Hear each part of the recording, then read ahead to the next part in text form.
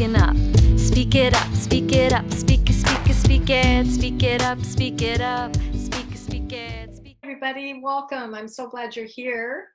I like the thank you, Jen and Dominique. I like the framing of it's incredible to be alive right now. I mean, literally, life and death are bumping up against each other every day.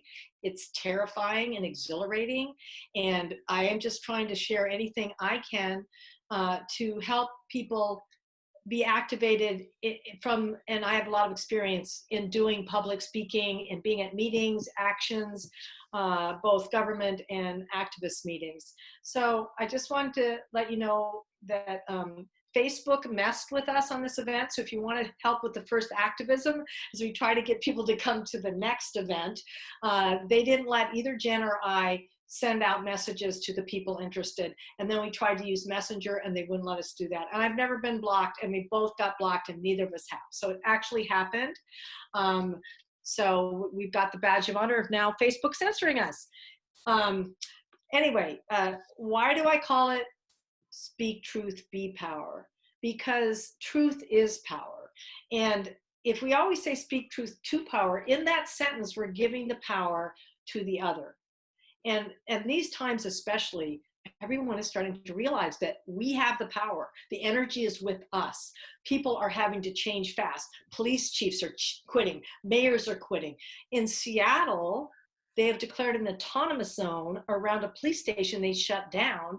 And the mayor is saying that they want to allow that to continue, to have an autonomous zone, which is really like reclaiming the commons, or what Occupy did. So these are very powerful moments. And people have lost their eyes from rubber bullets. And sadly, the most horrible thing is 2 Black men just got hung, lynched from a tree.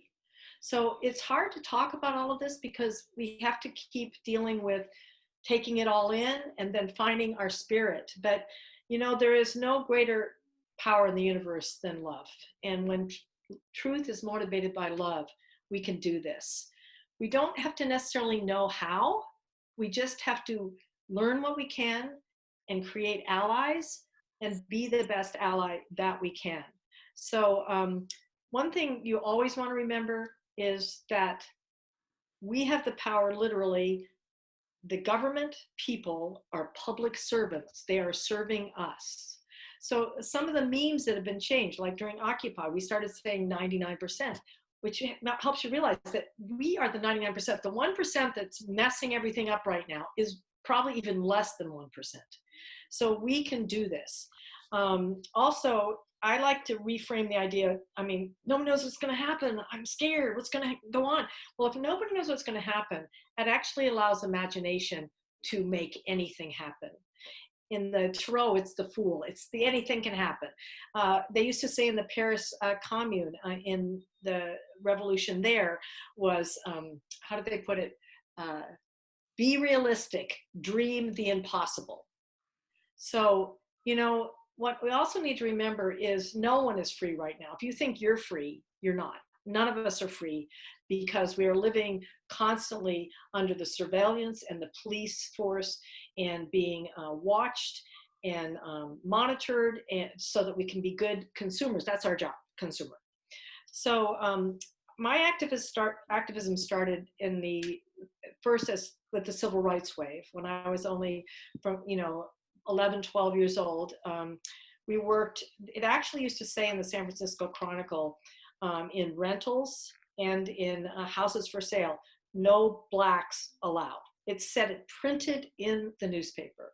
So I worked for the Fair Housing to change that, and we lost it at the ballot, and we won it through a judgment, and that changed at that point. And I was arrested at the Oakland Induction Center when I was 17 to stop the draft. I probably worked on every issue you can imagine, but one of the things I've also done is work on myself. Because the first thing you feel, and I felt it for years, is just outrage and anger and intensity. And, and the thing is, though, then when you feel anger, all of your anger is about everything gather around to spew out the anger. So we need to know that anger is a wonderful emotion that wakes us up, and then we can transform it into fierce activism. But we don't want to allow ourselves, like Martin Luther King said, let no man bring you so low as to hate them. And so that's actually descending into the power of the other. So I also want to say that you want to do activism that it models the world you want, like singing, theater, dance, humor. I'm going to tell you some groups that you should really check out. There's a group called the Yes Men, and they are always doing incredibly imaginative ways of flipping the story. I don't know if you all remember the Bhopal disaster in India, okay, where so many people were poisoned. And they actually called a press conference like they were the owners of the company that had caused the toxic waste, and said that they were going to pay for everything and they were so sorry. And it worked. They actually broadcast this worldwide, and it really shamed the company into having to do different things. So also Code Pink is a great organization of women. Like one time we all wore pink slips saying, give George Bush the pink slip, give this person the pink slip. So we need to make the revolution the world that we want. By the way, the word revolution, I'm a poet, so I really like to look at words. It actually means to revolve around something. And I always think of the center that we are revolving, the axis of love. So we're revolving around and creating a vibration that goes out. Because when we think of it as against, it's just like the in Standing Rock, remember, they stopped saying protests. They said protectors of the earth. And we need to remember too, these waves, like, remember when we were all focused for like 6 months on Standing Rock? It was amazing. We were remembering the indigenous people. Then we're all focused on the climate just before COVID happened. So we can't forget these, and they're waves of activism. And now we need the tsunami. We need it to come all the way home. We can't, there's no next time for this. We are the people we've been waiting for, all of these sayings. And also, this has been going on for thousands of years, people trying to regain their freedom. And if you've done any studies on the goddess cultures, there were 100,000 more than years in which we didn't live like this. But that's all been hidden and covered. But this is not life on earth. We are not hateful. We're social beings. We love each other. We work together. So, so in just looking at, it's really weird doing meetings right now, guys, because they're all online, and the tech situation is pretty pathetic because they're very inept. So we're addressing that right now. It's always important, by the way, to address the process of the way government is operating. One of the examples that I've done for years is that when they say, and now now we're going to hear from the audience. And I literally stand up at meetings or yell out, with all due respect, we are not the audience, we are the public. And so they'll tell me I'm out of order, but nobody's ever, stopped me from saying that, because actually I'm not out of order. I'm telling the truth, that we are not an audience. And one time I did it 3 times. And then when I got a chance to speak at the mic, I got up and I said, okay, you guys, you win. We're the audience. You're the show. We don't like what we paid for. We want our money back. So you want to not be afraid to also burst the bubble. Like when someone in the room, like I did, I just yell out, we're not the audience. It breaks the spell that those people are in charge. It breaks the energy of the room, and it's a legitimate statement. So don't be afraid to speak out. This is your room. This is your government. They are not in charge. They are not in charge. So now when we're online, it's really confusing because, by the way, the little town of Sebastopol has actually figured it out better than anybody else, because I read their agenda.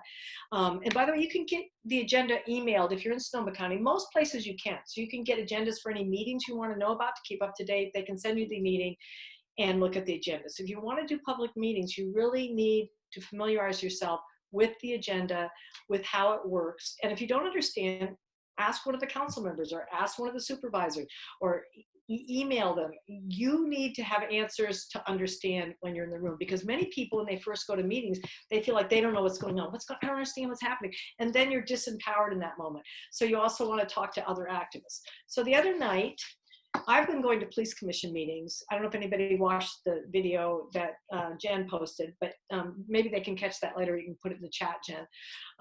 But I've been going for like 4 or 5 years, and they had maybe 5 or 6 people in the public come, or if there's something a little bit bigger, maybe 20. So the other day at the police commission to speak about the budget, 150 people called in, and the meeting went from 5:30 in the afternoon till 3 in the morning. Every single person that spoke about disarm, defund, and it was amazing. And everybody from different perspectives, from social workers to teachers to kids, and the way we stay sane during this, by the way, thank goodness you can be in 2 places at once online, is we use Signal, and we're all talking to each other like, can you believe what just happened? What the hell are they doing? And then other people that weren't very experienced even text me and say, what's going on? Or one guy, in fact, Hassan, you're in the meeting today. By the way, I'd love to see everybody's face if you can. It makes it so much better to feel close to everybody. Hi. So yeah, they told Hassan he wasn't speaking on the agenda, and he was speaking to the chief's report. And the chief had talked about the demonstration, the big protest here led by the kids the other day. And Hassan was speaking to that, and they told him that wasn't in order. And I texted him, I said, yes, it is. And he got back online and he spoke. Because, if you need, like, I am a resource for you guys. If you have some meeting or some question, if I don't know how to know the answer, I will get you the answer, because I don't want anybody to feel these guys are in charge and we're lost. And it's really terrible when you have to call in, like every single person said, can you hear me? I mean, that would be so simply solved if they said, your phone is unmuted, say your name, and then or say hello, and then they say it, and then you'll say, okay, we can hear you. So that'd be a gracious way to do it. But every single person was like, can you hear me? No one knew.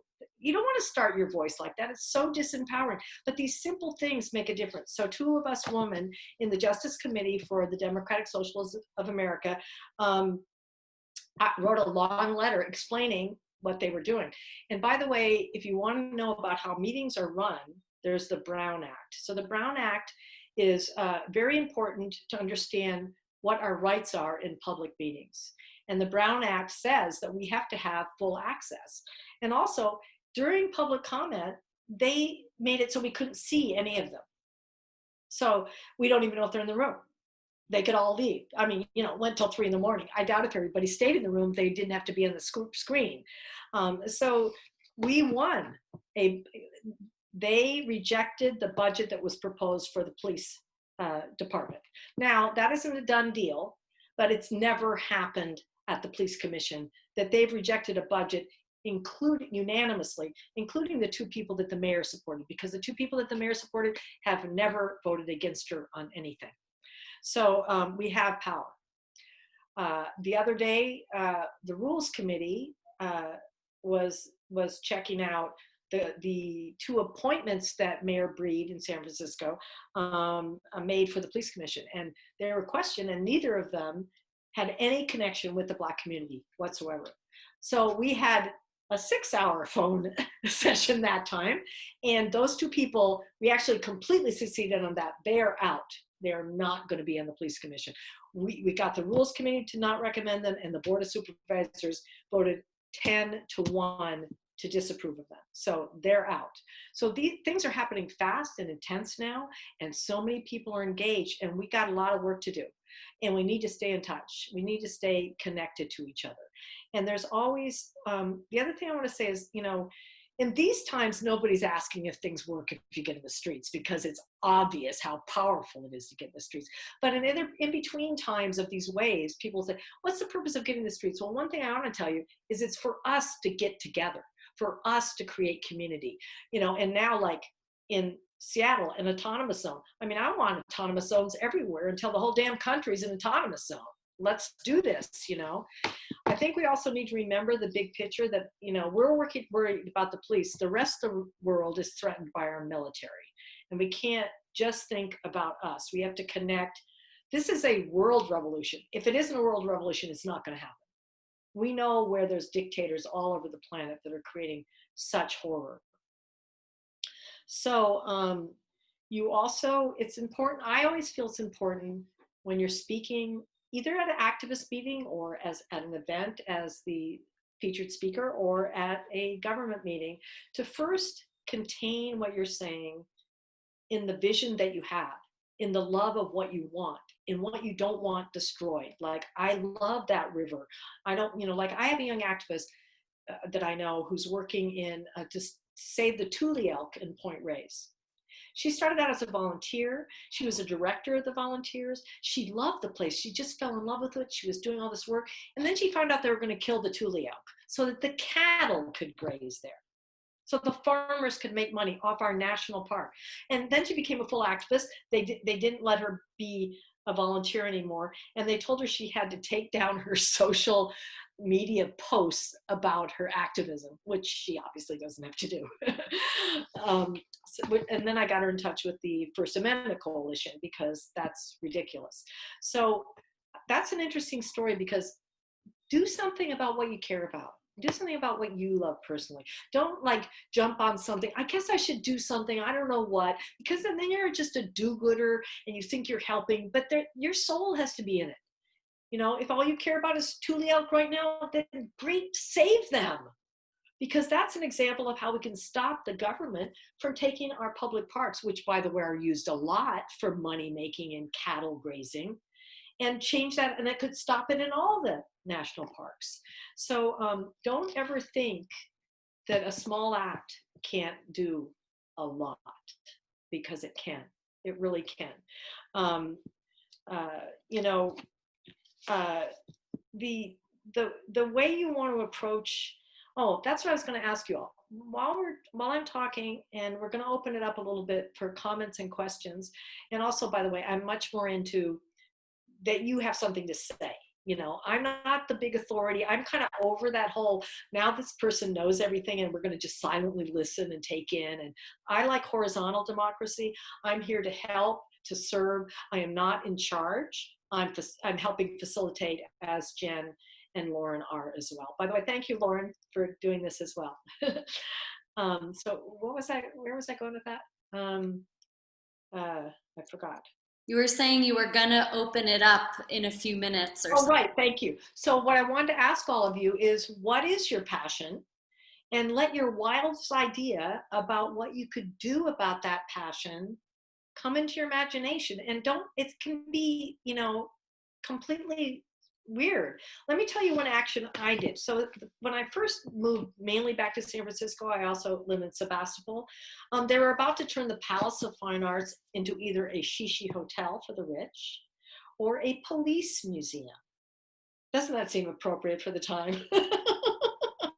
So when I heard that, I was just like, okay, that's it. That's not happening. Our beautiful place. It's a publicly owned place. So I did some research. And there's these beautiful, oh, Jen, you were with me on this.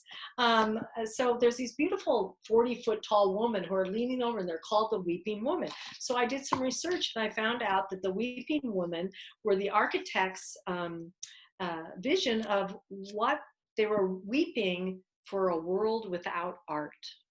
And a world without art would be death. So we found that out, and Jen and I and a couple of other women dressed as the Weeping Woman in these white long gowns and stood in front of the Palace of Fine Arts, and also at the Legion of Honor Museum. And many other people were involved too, but we did this kind of open public thing, and then we walked the streets getting signatures. 27,000 people signed up within 3 weeks to say, are they crazy? And we stopped them from turning. Can you imagine our public renting it out to the rich to make a damn hotel? I mean, it's not fucking happening. So if you have a story like that, like I went and told that story at the Parks Commission and then we acted it out, then we're actually using theater. It's exciting. People love it because you have a deep knowing of your issue and then you act it out. You know, like another just fun thing I started doing in Sebastopol was pumpkins for peace. So I asked everybody to carve a pumpkin with a peace sign. It was during, you know, one of our many wars. Well, there really hasn't been a time that there hasn't been a war for like too long to say.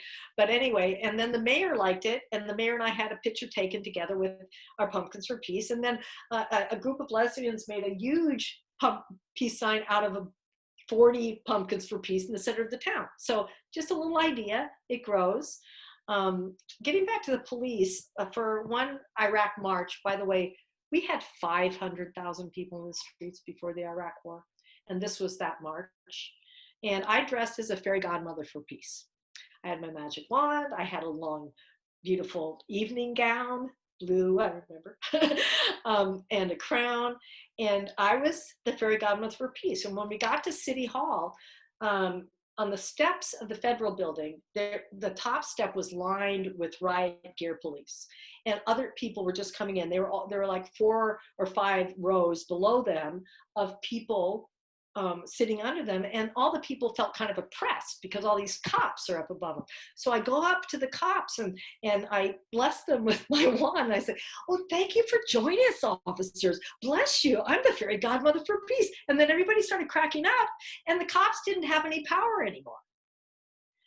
I did that another time when we were doing Food Not Bombs, because they've arrested Keith McHenry, who's been feeding the people, and that's, by the way, against the law to feed people. He was going to court for the 100th time at the federal building, and we had a big banner that said "Food Not Bombs," and the cops, we had 2 people at each end, the cops were right behind that, and I just thought, this is funny. Looks like they're kind of holding the banner. So I said, "Come on, you guys, just reach out. You know you want to join us. Just come on, reach out and grab that banner and become a part of us." And so again, you see, I broke the spell. You can break the spell of cops being in charge. And sometimes you can't. And right now they're being horrendously vicious. I mean, did you hear that they shot a guy in the groin in San Jose who was a bias trainer for the police for the last 4 years? Yeah, so he's standing, they're marching back to City Hall. They blocked the freeway. They're going back to City Hall. So they're moving away from their biggest confrontation point. And the cops are following them. I've never had that situation. You don't want that situation, I'll tell you that right now. And the cops are following them. And this guy who's done bias training and knows the cops got in between the people and said, "Please don't do this." Because they'd already shot 3 people with rubber bullets, and he saw a young woman fall. And he said, "I can't stop anymore." And he stood up and he said, "Please don't do this, stop." They shot him in the groin, and I hate to tell you this, but they actually burst his testicle. I'm saying that literally because this is how sick we have become as a society. And then the mayor said, and the chief of police, it's like a war zone. And the guy, I just saw him interview today, he said, "That's interesting. So they're framing the story like it's a war zone. So therefore the people that are hired to protect us are not considering us the enemy." Well, yes, that's true. Because who they're protecting is the money and the rich. And you know, I do hope that some cops wake up and come over to us and change that. But, you know, that's not an easy task. Another time during Occupy, the mayor had given an order to completely surround the camp with barricades. And so we came back to the camp, and there were only a few people that are in there, and they got them out and barricaded. And we came back and we're like, what the hell? So people just started breaking down the barricades, like kicking them down. I mean, I was like, wow, this is so exciting. And the cops then got called back because the mayor felt like it was going to be dangerous politically. And the cops were just furious because they felt like they were just puppets in a game. Okay, put the barricades up, stop them. And then like, no, looks too bad. Now they're doing this. And then when we knocked all the barricades down, I said, let's make a giant jungle gym sculpture in the middle of the square. And we did. And we made this huge barricade wild sculpture, and people stood up on it, and we took that square back, you know. So it's so exciting when this stuff happens. And all of you, we can be a part of this, you know. And Cornel West says that justice is love in public places. And that's what we're doing now. We have to be out there. And if you can't be in the streets, like it's the first time I haven't been out in the streets when something arose like this. I've been doing things mainly online because I'm quite a bit older. And, you know, my two of my daughters that are usually out there, they've been out in the streets. So I'm like, okay, this feels really good. So